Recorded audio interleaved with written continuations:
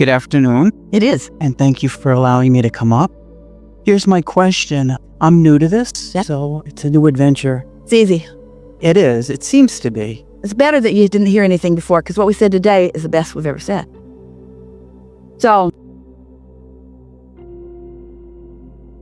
So my question surrounds people in your life. So let's say that you are trying your best to be a happy person and align yourself vibrationally with Source, and that's all going well. And then you have many brothers and sisters and friends like I do who call me and use me as somebody to vent off of, to express issues or problems. And so you try to be there for them. But do you ever watch television? yes, It's really the same thing. It's just entertainment. Lots of variety, lots of opinions. but here's the question. Where does personal responsibility come in for caring for other people? When do you cut that off, and when is it selfish and not selfish? So that's what I'm struggling with. Really good question, and we like the way you worded it. And our answer is succinct and will be easy for you to hear. If you're not selfish enough to find your own alignment, by focusing yourself into alignment, then you don't have anything to give them anyway. And being a sounding board for people's problems only encourages the vibration of the problem. You're not helping them at all, ever. Just encouraging the continuation of an active vibration about something unwanted. Let me see. So let's play this out just a little bit. Give us a common theme for what they are complaining to you about. Okay, I have one friend who is... You're talking about brothers and sisters. Okay, I'll talk about my family. I have a sister who is... So we said common. So this is something you're getting from a lot of them. Yes. All right. And it's about feeling left out and feeling isolated and not being included. And I'm trying to say, going back to the other ones, hey, you need to include this one more because she's feeling left out. And they're saying, what are you talking about? We include her. And then I go back and... Here's the reason that nothing ever gets sorted out from this. If someone feels left out, then that's the lens through which they are observing life. So when you hear your sister's complaint and you acknowledge she feels left out, so we all need to help her with a different condition that makes her not feel so left out. So now you're all focused upon the fact that she feels left out. Have you met my sister left out? There. This is my sister. In the family, she's known as the one we leave out of things.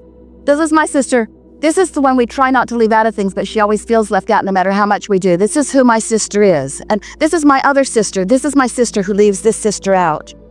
This is my sister who leaves it, but this is my sister who doesn't believe that she's leaving this sister out. This is my sister who tries not to leave this sister out, but this sister still feels left out, even though this sister tries not to leave this sister out. We all try not to leave out this sister, but this sister just feels left out all the time. She feels left out no matter what we do. We just can't do enough to keep this sister from feeling left out. And so, as that's the perpetuation of the vibration around this, not only because that's the way she feels, but that's the way you feel about the way she feels. Now there's a lot of momentum in this, and it's almost like she needs a whole new family to not be left out. A whole new family, but you know what? She will take her left out self to the new family. And the new family, who's never left anybody out of anything ever, won't think about her. They'll leave her out because she's got a vibration going. And so you can't help her as long as you are beating the drum of her being left out, because her left outness is active in your vibration too, you see. Mm-hmm. So as her left outness is active in your vibration, you'll be leaving her out without even meaning to leave her out. You'll be shocked. You just cannot believe that she can't understand how much you're trying to do for her. Right. Because she's vibrationally blind to all of the well-being that you're offering, you see. So what's your role in this? Well, first of all, we like the way you formed this question, because if you're not selfish enough to stay in alignment, then you don't have anything to give anyway. So you have to unconditionally love her, which means you can't see her as someone who feels left out. If you accept her as someone who feels left out, then that's active in your vibration, and you're not going to be able to do anything except leave her out or accentuate her being left out. So you have to find some way to not get wrapped up in the condition of her left-outedness. You have to be unconditional in your love. You have to love her. You have to love. You have to just be a vibrational match, because if you're a vibrational match, you couldn't possibly leave someone out if you're a vibrational match, unless they are vibrationally so different from what you are. Law of attraction is not going to put someone who feels left out with someone who is in vibrational alignment. Those two frequencies don't match up.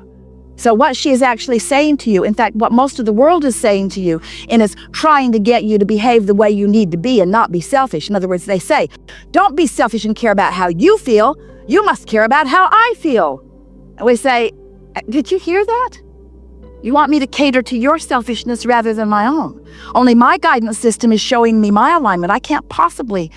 So when you realize that you can't give someone anything that you don't have, and you decide that you want to be a vibrational match to Source, so you can't think about this situation and be a vibrational match to Source, because too much has gone on. Too many words have been spoken and too many people are involved, and it's already too big of a can of worms. It's such a tangled mess. You can't read or write enough books to ever sort this out. This relationship issue is crazy in this time-space reality, because hardly anyone is taking the time to find alignment, and then everybody's responding to conditions all around.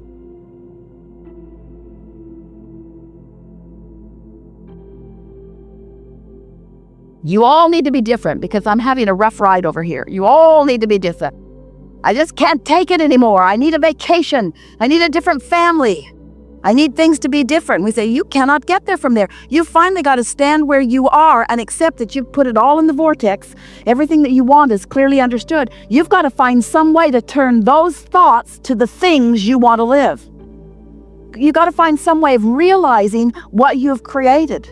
And you can't do it by trying to fix the problems of others. That just twirls you around in vibrations that keep you from ever being happy. And then on your tombstones, every one of you should have written on your tombstones, I tried to make you happy.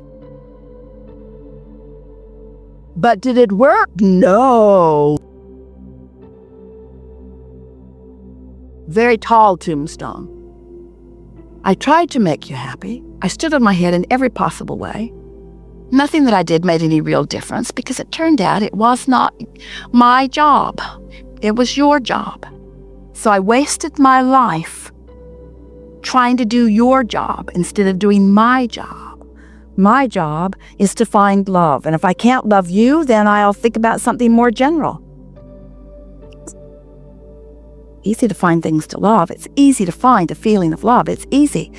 It just has to be a high enough priority, you see.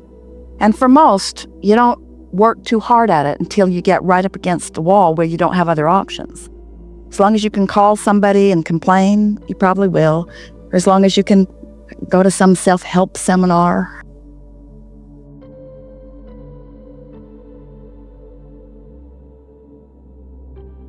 But what it comes right down to is you got to care about how you feel. You must be selfish enough to care about how you feel, enough to find your alignment with Source, or you have nothing to give anyone. So you can tell when you're helping others by the joy that you feel.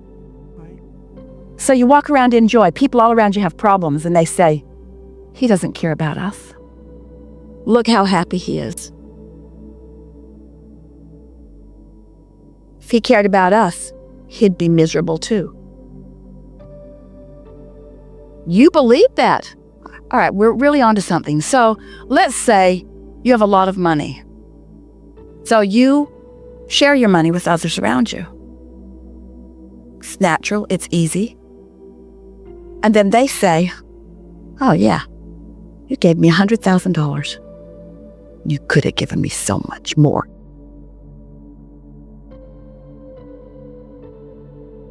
How about this? So just kind of sort of getting you to look at things a little bit. So here you are standing in your place of alignment.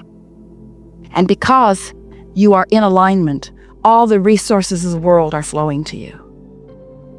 And so you share your clarity with someone who's confused, and they're mad at you for not suffering with them. Or you share your abundance with them, and they're mad at you for having more than you deserve. So, what they're actually meaning, we want you to hear this, because once you get this, something's going to change inside of you that's going to make life easier for you. Most everybody you know, drum roll please, is evaluating your value to them, your gift to them, through your suffering. If you're not sacrificing, it's not a valid gift. Oh yeah, she gave me $100,000, but God, she's got millions. That gift is meaningless. It's not like it was the last dollar she had. That would have been meaningful. So, how dare you find alignment and joy in the midst of circumstances that are troubling? How dare you be happy when someone you love isn't? How dare you? Because so often they are determining your gift to them through your willingness to suffer. And you got to get this turned around, because if you're suffering, you got no gift to give. You can't get sick enough to help sick people get well. You cannot get poor enough to help poor people become prosperous. You cannot become confused enough to bring clarity to a situation. In other words, if you're not willing, if you are not selfish enough to care about the way you feel, the only reason that you could ever feel negative emotion is because your inner being won't join you in the suffering. Isn't that nice to know? The only reason that negative emotion even is realized by me is because I've chosen a vibration that my inner being won't join me in. Inner being, you should come over here and feel bad with me so I don't have to feel bad. But your inner being doesn't, Source doesn't. When you stood before Jesus dripping your illness, he did not see your illness. He knew your wellness. He knew it, and he didn't just try to do it in that moment. He had practiced knowing well-being long before you walked in dripping your illness. If you were the first one, he probably would have noticed your illness. He found alignment and stood in knowing of your well-being. And when you stood before him dripping your illness, he saw it not. Instead, he saw the vibrational version of you. He saw the vortex version of you. He knew the well-being version of you. He was selfish enough to not go where you are. He cannot help you if he goes where you are. That reality already is. All he can do is enhance that reality. Instead, he stood in your new reality. He held the vision of it, and your illness could not abide in his vibration. We're getting a little rowdy. Your illness could not abide in his vibration. And then he said, go forth and tell no one. What he really said is, don't talk about it. Don't talk about it. Don't go home. Don't talk about it. They'll talk you right back into it.